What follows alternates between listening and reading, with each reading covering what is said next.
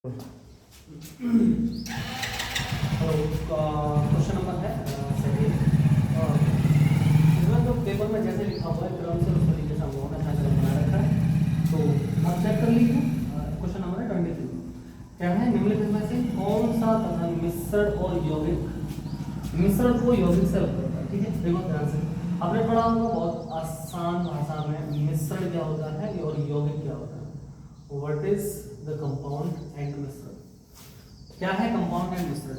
मिश्रण है दो या दो से अधिक पदार्थों को है ना मिलाया जाए तो उन दोनों को किसी फिजिकल मेथड से अलग कर देते हैं। अर्थात हम कहते हैं इसको ये हेटेरोजीनियस मिश्रण है।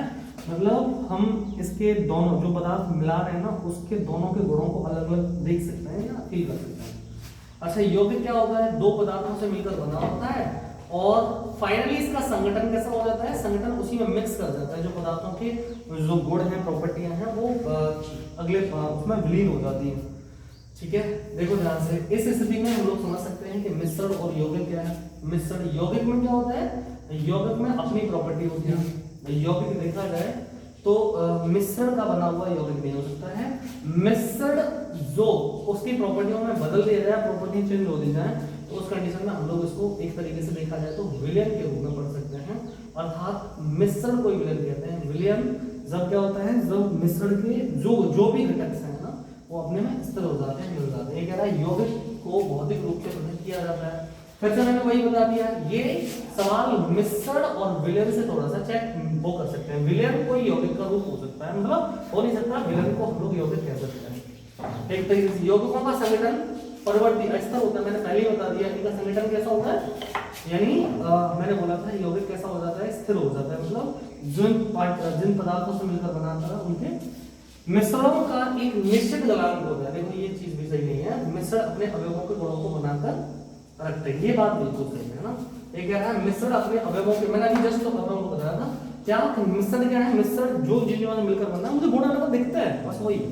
ठीक है, आगे आ जाइए। कह रहा है सफेदी पुताई करने के 2-3 दिनों के बाद एक यौगिक बनता है जो दीवारों को एक चमकदार फिनिश देता है। यह यौगिक CO2 के साथ अभिक्रिया CO2 की खाली जगह के साथ अभिक्रिया से बनता है। देखो ध्यान से, ये सवाल हम लोग हाई स्कूल में पढ़ते हैं ना। ये रिएक्शन क्या है? रिएक्शन है एडिशन रिएक्शन में हम लोग पढ़ते हैं इसको। जैसे हमारे पास कच्चा चूना होता है मार्केट से हम लोग कहते हैं पुताई के लिए, तो उसमें हम लोग क्या करते हैं? उसमें पानी डाल देते हैं। ठीक है, पानी डालने पर ये बनता है CaOH का ट्वाइस, और इसको कहते हैं हम लोग बुझा हुआ चूना। और बुझा हुआ चूने को हम लोग ब्रश या किसी भी चीज से दीवार पर ऐसे करते हैं, लेकिन कुछ दिन के बाद वो सफेद हो जाता है। ये कह रहा है 1-2 दिन के बाद ये सफेद हो जाता है। इसके पीछे का कारण क्या है कि वो वाला पदार्थ CO2 से रिएक्शन करता है, ये कह रहा है। ठीक है, तो ये वाला आंसर है इसका, बोले तो CaOH का ट्वाइस। ठीक है, तो CaOH का ट्वाइस प्लस CO2 और बनाता क्या है? मुख्य रूप से CO3 ये है। ठीक है, इसलिए सफेदी आ जाती है। ठीक है, आगे चलते हैं। ये कह रहा है स्रोत पर निर्भर न करते हुए किसी दिए गए यौगिक में सदैव समान तत्वों और उनके द्रव्यमान समान अनुपात में पाए जाते हैं, इसे कहा जाता है। देखो एक सवाल है, ये कहता है जैसे मान के चलो हमारे पास भूदास्मान भाषा में ले लेते हैं पानी। ठीक है, वाटर। ठीक है, हमारे पास पानी है, वाटर है। ठीक है, अच्छा ये है इसका जो केमिकल फॉर्मूला होता है वो H2 होता है। अब सवाल उठता है चाहे पानी आप लोगों को वेपराइजेशन से मिले, चाहे झील से मिले, चाहे नदी से मिले, मतलब किसी भी सोर्स से मिले, तो वाटर के अंदर H2 यानी इसका 2 गुणा भार 1 है। ऑक्सीजन कितना होता है? कितना होता है ऑक्सीजन का भार? बोलो 1। ठीक है, इसका मतलब क्या है? इसका मतलब है कि ये इन दोनों का जो भार है ना वो 1/8 के रेशियो में ही मिलेगा हर जगह, चाहे कुछ भी हो सकता है। तो इसका मतलब क्या है? ये गुण अनुपात कर रहे हैं? नहीं, गुण अनुपात से कोई बात ही नहीं करना है। दो कंपाउंड्स के बीच में जो तत्व है वो किस उसमें फॉर्मेशन में करता है, वो गुण अनुपात का नियम होता है। द्रव्यमान संरक्षण का नियम नहीं, मास कंजर्वेशन पे बात नहीं करना है। ओके, गैस यात्रा का नियम नहीं, स्थिर अनुपात का नियम ये कह रहा है कि सर आप किसी भी सोर्स से किसी भी पदार्थ को, हमने एग्जांपल में ले लिया, किसी पदार्थ को लो, उनके बीच में जो द्रव्यमान है वो कैसा है? निश्चित।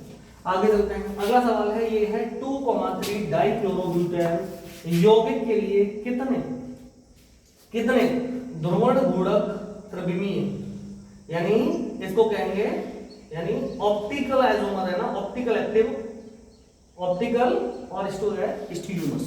ठीक है, देखो ध्यान से सवाल ये कहता है, सवाल कह रहा है कि 2,3, देखो ध्यान से 2,3, तो हम कह सकते हैं सर CH3 CH, इस पर एक क्लोरीन, ठीक है, फिर CH, फिर इस पर एक क्लोरीन, और यहां आ गया CH3। चेक कर लीजिए, ये हो जाएगा। इसको करेंगे हम लोग 1 2 3 4, 2,3 डाइक्लोरो, और ये है ब्यूटेन। ठीक है, यही सवाल ये कह रहा है 2,3 डाइक्लोरो ब्यूटेन। ये कह रहा है यौगिक के लिए कितने द्रवण गुणक द्रव्यमीय। अच्छा, ये बड़ा एक्सप्लेनेशन होना चाहिए इसका, लेकिन छोटे से एग्जांपल में हम लोग लेके चल रहे हैं। देखो छोटे से तरीके से लेके चल रहे हैं। पहली बात समझने की कोशिश करो, जब भी सवाल आ जाए जीआई के लिए, है ना, देखो जीआई अलग चीज है, और यहाँ ऑप्टिकल एक्टिव, ठीक है, ये और वो भी स्टीरियोमर्स, है ना, त्रिविम समावेदी, इसके बारे में पूछ रहा है। तो जब भी जीआई के लिए पूछे कोई कार्बन कंपाउंड में, जीआई के लिए फॉर्मूला पूछते हैं, तो कितने जीआई मतलब ज्योमेट्रिकल आइसोमर्स हैं, ठीक है, आइसोमर्स हैं। अच्छा, जीआई डाइस्टोमर्स होते हैं, ये सवाल अलग है, ठीक है। उसके लिए फॉर्मूला होता है 2 की पावर n, और इसमें जो फॉर्मूला होता है वो होता है 2 की पावर n-1। ठीक है, अब बात आती है 2 की पावर n-1, ठीक है, n क्या है, n क्या है, देखिए ध्यान से सवाल को समझने की कोशिश करो। यहां इस फॉर्मूले को या किसी भी चीज को आप लगा लीजिए, है ना, इसमें आप लोगों को क्या मिल जाएंगे, आप लोगों को मिल जाएंगे ये स्टीरियोमर्स मिल जाएंगे, और कंडीशन क्या हो जाएगी, ध्रुवण गुणक वाली, ये एक कंडीशन गलत हो जाएगी। देखो कैसे, अब सवाल कह रहा है 2,3 डाइक्लोरोब्यूटेन, 2,3 डाइक्लोरोब्यूटेन में अगर हम CH3C, अच्छा इसको चेक करके देखें, C, ये H C, देखो बहुत सारे, इसका एग्जांपल करना पड़ेगा, लेकिन बहुत बड़ा एक्सप्लेनेशन करना पड़ेगा, लेकिन फिर भी एक छोटे से में थोड़ा बेहतर कर लेने का प्लान है। तो ये Cl हो गया, ठीक है, ये दूसरे नंबर पे हो गया, जैसे ये है।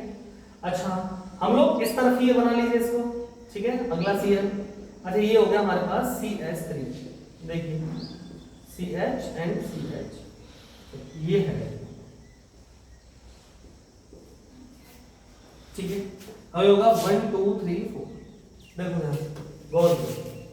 सवाल ये है, अगर हम ये वाली शेप बनाते हैं इसको, ठीक है, ये इस तरीके से बनाते हैं, तो इसमें एक सिमेट्री मिल जाएगी, ठीक है। और ऑप्टिकल एक्टिव के लिए क्या होना चाहिए, पहले ऑप्टिकल एक्टिव निकालने के लिए, ऑप्टिकल एक्टिव के लिए निकालना चाहिए कायरल कार्बन, ठीक है। सबसे पहले हम लोगों को कायरल कार्बन चाहिए। कायरल कार्बन के लिए 3 शर्तें आप लोगों को ध्यान रखनी है। एक क्या होना चाहिए, एक सिमेट्री नहीं होनी चाहिए, ठीक है, चाहे वो POS चाहे COS, ठीक है, सेंटर ऑफ सिमेट्री और प्लेन ऑफ सिमेट्री, दोनों में से किसी प्रकार के, है ना, इस तरीके से चाहिए ना, ऐसे, अब किसी तरीके से सिमेट्री नहीं चाहिए। दूसरी चीज क्या चाहिए, ऑप्टिकल मतलब कार्बन कैसे होना चाहिए, कायरल कार्बन होना चाहिए, ये कंडीशन, ठीक है। अब कायरल कार्बन होने के लिए शर्त क्या है, कायरल कार्बन होने के लिए, कार्बन जो कायरल है उसके लिए शर्त ये है कि जो कार्बन की चारों वैलेंसियां हैं वो अलग अलग समूह के साथ वैलेंस होनी चाहिए, मतलब एक से समूह नहीं होना चाहिए। अगर यहाँ CH3 है तो यहाँ C2H6 तो चलेगा, वो C2H5 तो चलेगा, लेकिन ऐसा नहीं है कि CH3 यहाँ है तो यहाँ भी CH3 चल जाएगा, यहाँ Cl चल सकता है, यहाँ हाइड्रोजन चला लीजिए। मतलब ये है कि चारों वैलेंसियां अलग अलग ग्रुप के साथ या अलग अलग तत्व के साथ वैलेंस में। देखो ध्यान से, अब जैसे ये इस वाले कार्बन को चेक करके देखो, 3 हाइड्रोजन बराबर में जो कायरल है, इसको देखो, इसमें यहाँ क्लोरीन लगा है, ठीक बात है, ये वाला समूह इधर मेथिल लगा हुआ है, ये बात ठीक है। अगला ये कह रहा है ये हाइड्रोजन लगा हुआ है, ठीक है, और इधर लगा हुआ है, तो ये पूरा का पूरा समूह, इसका मतलब है ये वाला कार्बन कायरल है। और इधर इस तरफ चेक करके देखें ठीक इसी तरीके से, तो ये वाला भी कार्बन कायरल होगा। तो जितने कार्बन कायरल हैं तो ये लगाएंगे 2 दी पावर n-1, और यहां 2n का मान लगा देंगे 2 -1 कितना हो गया,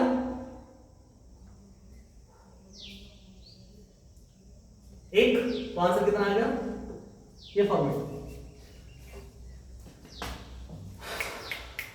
आंसर आ गया हमारे पास 2, ऑप्शन नंबर 4 इसका आंसर सही है। इसका एक्सप्लेनेशन और बेहतर से देखने के लिए हम अलग से इस क्वेश्चन का एक्सप्लेन कर रहे हैं। अच्छा, अगला कह रहा है निम्न में से कौन सी विक्रिया एल्किल हैलाइड्स को एल्कीन में परिवर्तित करती है। देखो सवाल कह रहा है ये एल्किल हैलाइड RX, मतलब या तो CH3X मान के चलो या C2H5X मान के चलो, ठीक है, C2H5X मान के चलो, इसको हम C2H5X समझ लेते हैं और X को Cl समझ लेते हैं, ठीक है। ये कह रहा है कौन सी विक्रिया एल्किल हैलाइड को एल्कीन में बदलती है, ठीक है। क्षारीय माध्यम में गर्म कर दीजिए, ठीक है, माध्यम कैसा रख लो, KOH रख लो और इसको गर्म कर दीजिए। जैसे गर्म करेंगे इसको तो ये बनेगा C2H4, यहां से K तो KCl निकलेगा, KCl निकलेगा प्लस H2O निकल जाएगा, ठीक है, H2O निकल जाएगा, यहां से H,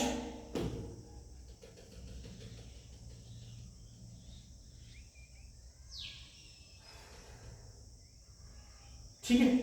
देखो इस हिसाब से हमारे पास आंसर क्या आ जाएगा, इसको हम लोग क्या कहेंगे, इसको हम लोग इसमें से Cl बाहर होता है तो इसको निराकरण कहते हैं। निराकरण बोले तो एलिमिनेशन ऑफ विक्रिया, ठीक है। 4 परमाणुओं के इलेक्ट्रॉनिक विन्यास कोष्ठकों में दिए गए हैं, ठीक है भाई, 4 परमाणुओं के इलेक्ट्रॉनिक विन्यास कोष्ठकों में दिए गए हैं। ये कह रहा है सबसे आसानी से 2 परमाणु अणु बनाने वाला, देखो 2 परमाणु अणु कौन सा जल्दी से बना देगा, 2 परमाणु, जैसे 2 परमाणु हैं, यहाँ एक परमाणु और यहाँ दूसरा परमाणु, दोनों में मतलब कौन सा ऐसा परमाणु है जो बहुत तेजी से बनाएगा। देखो पहले ध्यान दो, इसमें बाहर 2, पहले वाले में देखो L में 2 और दूसरे वाले में कितने हैं, 3। उनसे बोल दिए एक मिनट बाद, अगले वाले में कितना है 2 और इसमें है 7, फिर है 2 और 8, 1 और अगला है तुम्हारे पास 2, ये। अब 2 परमाणु अणु बनाने के लिए इसको, है ना, इसको 2 परमाणु अणु बनाने के लिए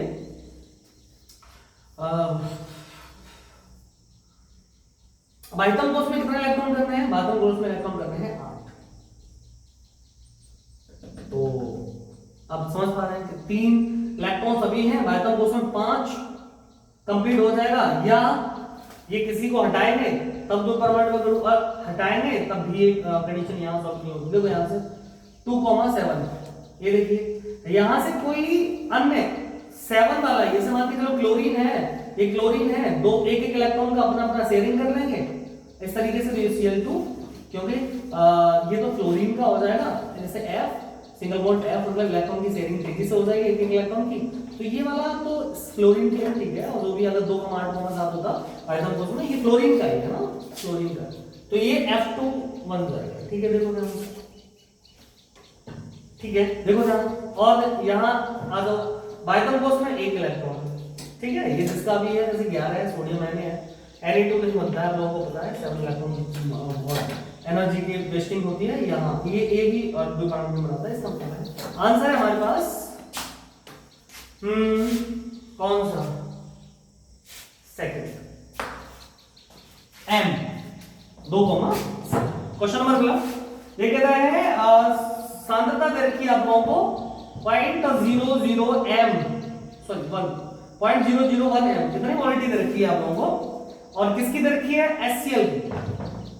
HCl की सांद्रता है, मतलब HCl में H पॉजिटिव की सांद्रता कितनी दे रखी है, 0.001, इतनी, ठीक है। अच्छा H पॉजिटिव इसको कहेंगे 0.0, इसका मतलब है 1/, और ये हो जाएगा 1000, और इसको हम लोग ऐसे कैसे 10 की घात 3, वो भी माइनस, इसका मतलब क्या होता है, इसका मतलब होता है सर pH बराबर log 10 होता है H पॉजिटिव, सब यहां है माइनस, ठीक है, ये ओके, ट्रांसफर कर लीजिए इसको, तो क्या हो जाएगा log 10, ओके, log 10, और ये माइनस में इस तरफ लेके जाएंगे तो इसके ऊपर आ जाएगा pH बराबर, इसको कहेंगे H पॉजिटिव, बराबर कितना है, log 10 pH, इसका मतलब है इस पर जो भी बनेगी पावर वो किसके बराबर हो जाएगी, pH के बराबर हो जाएगी, इसका मतलब है पीएच बराबर कितना हो जाएगा, पीएच बराबर हो जाएगा आपका खत्म। क्वेश्चन आंसर कौन सा हो गया इसका, डी। आगे है निम्नलिखित में से कौन सा प्रबल ऑक्सीकारक है, ठीक है। ऑक्सीकारक में जो क्या करता है, जो ऑक्सीडेशन के लिए उत्तरदायी होता है, मतलब जो किसी में ऑक्सीकरण के लिए उत्तरदायी होता है, मतलब ऑक्सीजन देता है, ऐसे कह लो, ठीक है। तो सवाल उठता है सर MnO4 और Cr2O7 2 नेगेटिव इन दोनों में, तो इसमें आंसर होगा हमारे पास बी। अगले उसमें इसका एक्सप्लेनेशन देखेंगे। ये कह रहा है अक्रिय युग्म प्रभाव सबसे अधिक महत्वपूर्ण। अब सवाल ये क्या कह रहा है, सवाल कह रहा है कि अक्रिय युग्म प्रभाव, ठीक है, मतलब इसको कहते हैं इनर्ट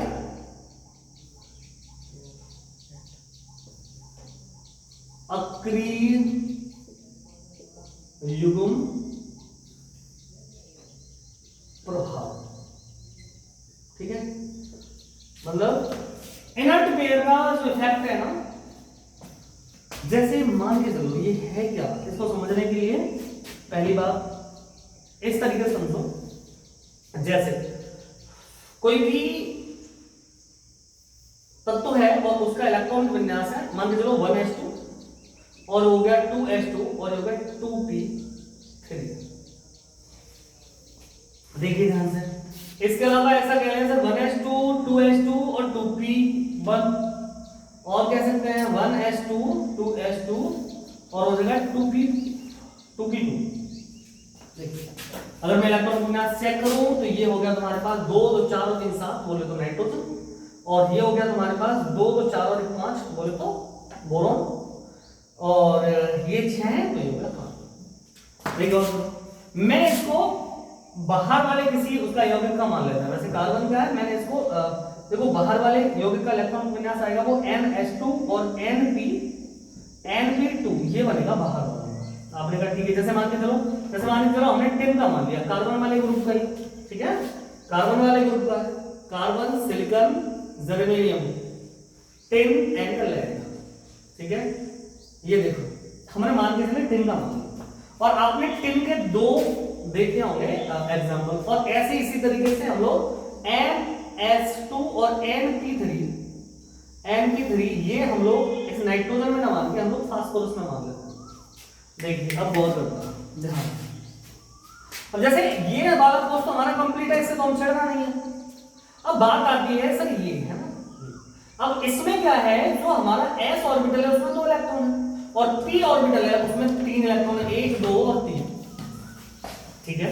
अगर मैं इसका चेक करके देखूं तो s में 2 है और p में कितना है, 1 है ये, और ठीक इसमें चेक करके देख सकते हैं तो ये है हमारे पास s में 2 इलेक्ट्रॉन हो गए और p में हो गए हमारे पास 2, ठीक है।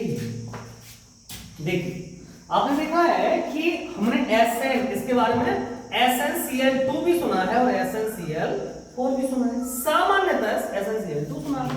अब सवाल ये है कि जैसे ही टिन है क्लोरीन से रिएक्शन करता है कि ये वाले इलेक्ट्रॉन्स पहले शेयर कर जाते हैं क्योंकि ये बाहर है और अनपेयर है, अलग अलग है, और ये वाला यहाँ SnCl2 और ये वाला जैसे ये दिखाई दे रहा है ना, तो ये रिएक्शन कर गया और तो कंपाउंड बना SnCl2, लेकिन इन इलेक्ट्रॉनों का अभी कुछ नहीं हुआ, मतलब अभी इलेक्ट्रॉन निकले नहीं अपनी जगह से, थोड़ी और एनर्जी होती तो बाहर आ जाते हैं, एक इलेक्ट्रॉन्स खुल के क्या हो जाता, हल्का सा अभी बाद में रिएक्शन करेंगे ना, सामान्य तौर पर नहीं, लेकिन परिस्थितियां बदलेंगे तो ये चारों इलेक्ट्रॉन इसमें एक इलेक्ट्रॉन इस तरीके डिवाइड हो जाएगा और चारों इलेक्ट्रॉन रिएक्शन कर जाएंगे, मतलब शेयरिंग हो जाएगी, तो ये हो जाएगा हमारे पास SnCl4। अब बात आई सर SnCl2 क्यों बनाया था, क्योंकि ये वाला इलेक्ट्रॉन यहां नहीं आया था, क्योंकि इस लोन पेयर को इस पेयर का जो अपना इफेक्ट था ना, इसको हम लोग कहते हैं इनर्ट, अक्रिय है ना, अक्रिय, और यही युग्म था और इसी का यही प्रभाव था कि ये पहले में जाकर रिएक्शन नहीं कर रहा था, इसको हम लोग कहते हैं अक्रिय युग्म प्रभाव। अब सवाल उठता है सर ये तो 14th वर्ग का है या 4th A का है, हम ऐसे कहें उपवर्ग या उपसमूह को चेक करके देखें, ये 4th A है या 14th है। अब सवाल ये है, देखो समझने की कोशिश करना कि अगर सर ये भी अक्रिय एवं प्रभाव दिखाएगा, ये भी दिखाएगा और ये भी दिखाएगा, इसका मतलब है ये क्या है, ये एक इलेक्ट्रॉन निकलेगा यहां से बहुत जल्दी से क्रिया करेगा, ऐसे ये ठीक है, ये ज्यादा बेहतर है। तो देखते हैं इसमें कौन सा वाला, तो आप लोगों को बात समझ में आ गई, कह रहा है कि अक्रिय एवं प्रभाव सबसे अधिक महत्वपूर्ण किसमें है? ठीक है, बात तो सही है, अधिक महत्वपूर्ण किसमें? तो देखो हम लोगों ने 13th है ना, 13th वर्ग ये है, ये 14th है। देखो अक्रिय एवं प्रभाव बाहर जितने कम इलेक्ट्रॉन होंगे, देखो यहां से ये कह रहा है क्षारीय मेटल्स है, ठीक है, ये 15, ये 13, 14, तो देखो बाहरी सबसे कम इलेक्ट्रॉन होंगे। कहने का मतलब है पहला क्या कह रहा है, पहला है क्षारीय धातु, ठीक है, एल्कली मेटल्स। कौन सा वाला? पहला वर्ग है दोस्तों, ये फर्स्ट ए, या जिसको पहला वर्ग कहते हैं ना, उपसमूह या उपसमूह कह रहे हैं ना, फर्स्ट ए। इसमें क्या है, इसमें देखो ध्यान से गौर करेंगे, यहाँ क्या है, यहाँ अगर हम किसी तरीके से एक क्षारीय धातु में यहाँ किसी तरीके से हम ये चेक करके देखें कि अगर हमारा जो एस में इलेक्ट्रॉन्स है ना, वो कैसे हैं, मतलब बाहर की तरफ इलेक्ट्रॉन्स कम है, अंदर की तरफ एक पेयर है ना, वो रिएक्शन नहीं कर रहे हैं, इसका मतलब है ये कह रहा है सबसे अधिक महत्वपूर्ण है वो किसका है, क्षारीय धातुओं का। ठीक है, अगले में एक्सप्लेनेशन